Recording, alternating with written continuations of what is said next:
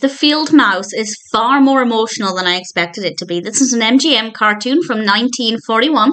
It's directed by Hugh Harman and written by David Lang, with a voice cast including Mel Blanc, Frank Elmquist, Martha Wentworth, and the St. Luke's Episcopal Church Choristers.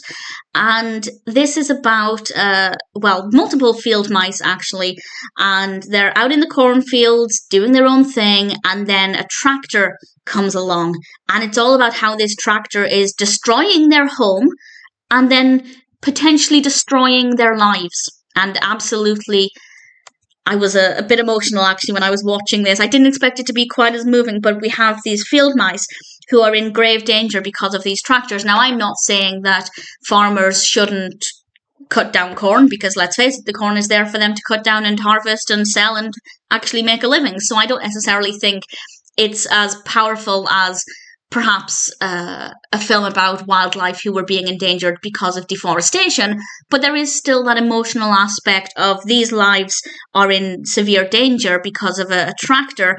And we have this really brilliant transition from the field life, when we have the mice in the cornfield doing their own thing, and then we have the factory aspect and what happens to the corn once the tractor has harvested it, and the mice become entangled in this situation. And the dichotomy of the nature versus machine is so fascinating and so well done, and obviously really, really thought-provoking. And the main reason this works, well, there are multiple reasons. The beautiful animation, the great narrative, but also the likable characters, because we have this adorable young little field mouse and his elderly grandpa.